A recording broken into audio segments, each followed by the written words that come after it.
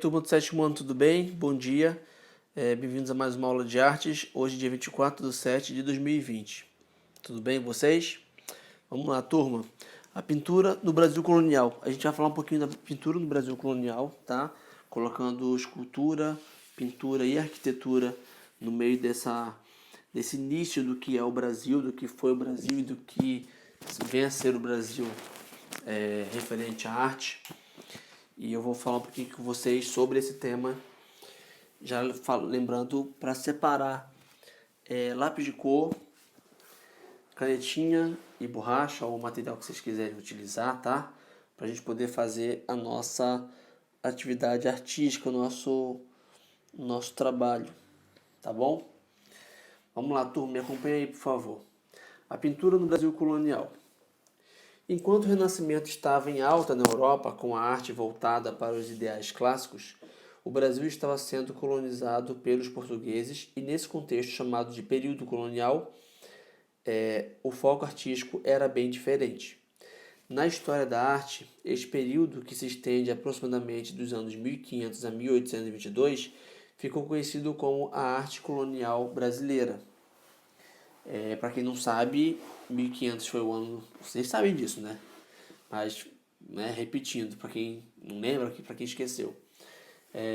O ano de 1500 foi o ano em que o Brasil foi descoberto, e 1808 foi o período em que a família imperial portuguesa, a comitiva de Dom João VI, veio para o Brasil e se instalou primeiramente em Salvador, que foi a primeira capital do Brasil, tá? Do Brasil colônia, e mais tarde vem a ser o Rio de Janeiro, tá? Então temos esse período aí de 1500 a 1822, que foi o período em que Portugal tomou para si o Brasil, tá bom? Aí quando eu começo a falar um pouquinho do Brasil colonial, já vem um sotaque português. O sotaque português da família já vem tudo pronto aqui já. E eu tenho que controlar para poder falar um pouquinho de português brasileiro, não português de Portugal, tá bom? Eu vou até falar aqui a leitura com um pouquinho de português de Portugal para vocês, tá bom, turma? E esse período ficou conhecido como a arte colonial brasileira. A arte colonial brasileira, ela se expressou especialmente pela escultura, pelo desenho, pintura e arquitetura, que é utilizado sobretudo na construção e na ornamentação das igrejas, conventos e mosteiros. O português de Portugal saindo aqui de novo. Por meio de desenhos e pinturas desse período, é possível reconhecer o cotidiano do país que estava sendo transformado.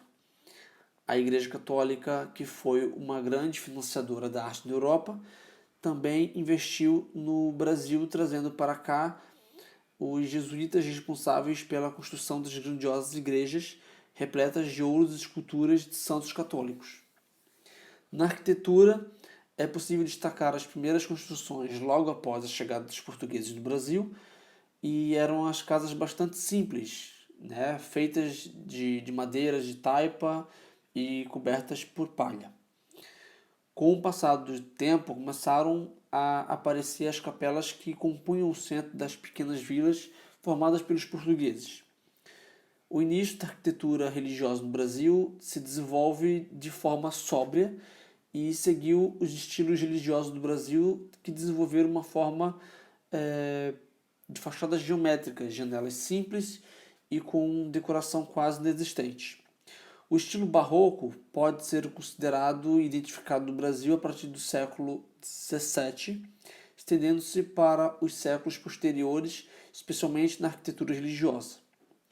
Apesar desse estilo começar a ser difundido no Brasil, ainda com traços do barroco europeu, aos poucos foi ganhando características singulares em cada região do país.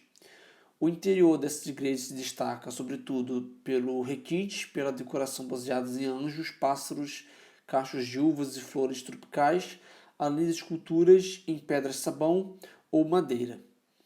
A construção de naves poligonais e plantas em eclipses entrelaçadas também, são de origem deste período. Destacam-se neste período os artistas portugueses Manuel de Brito e Francisco Xavier de Brito. A escultura deste período também está intimamente ligada à arte religiosa e serviu para facilitar o doutrinamento católico, além da decoração de igrejas. Na escultura se evidencia especialmente a dramaticidade e teatralidade das expressões e o movimento e exuberância das formas de Aleijadinho e Mestre Ataíde, na região dos Minas Gerais, são os nomes que mais se destacam neste cenário. A escultura do período colonial se sobressai pelo estilo próprio que eliminou qualquer proximidade com as esculturas do barroco europeu. As obras eram feitas em pedra-sabão e madeiras e eram pintadas de cores fortes e comunentes douradas. Além de serem ornamentadas com coroas de ouro e prata, olhos de vidro, dentes de marfim, vestimentas de tecidos e cabelos reais. A pintura também é um cunho religioso. Suas principais características cromáticas eram vermelho, azul, dourado, branco e eram realizadas geralmente com tinta a óleo ou têmpera, sobre madeira ou tela, e perspectiva também era bastante usada na pintura do teto das igrejas. Vamos falar um pouquinho aqui da arquitetura, da escultura e da música colonial. A arquitetura, por sua vez, era bastante simples no início, com estruturas cobertas de palha que sustentavam suas hastes de madeira. Com a evolução dos processos artísticos e materiais, passaram a variar de acordo com a localização geográfica, podendo ser madeira, pedra, cal ou barro batido. José de Anchieta foi o primeiro dramaturgo importante, e Agostinho de Jesus e Agostinho da Piedade produziram as primeiras esculturas conhecidas. Belchior Paulo, João Felipe Bettenfort, Ricardo de Pilar e alguns outros fizeram suas primeiras pinturas, enquanto Francisco de Vacas e Pedro de Fonseca começaram a organizar a vida musical da colônia.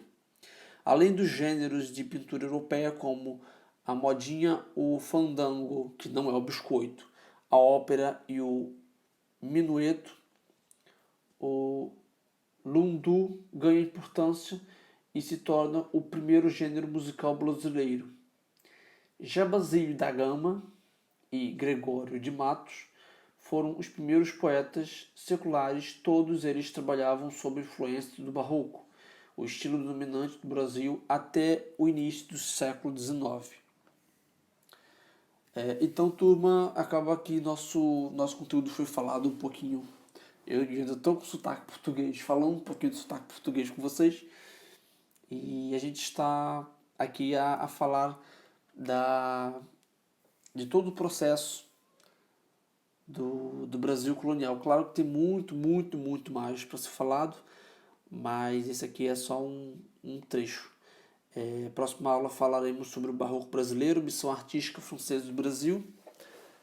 E é isso, turma. Um grande abraço, fique com Deus, boa aula, boa atividade. Estarei lá no grupo para poder tirar a dúvida de vocês. E até a nossa próxima aula de artes, turma. Tchau, tchau.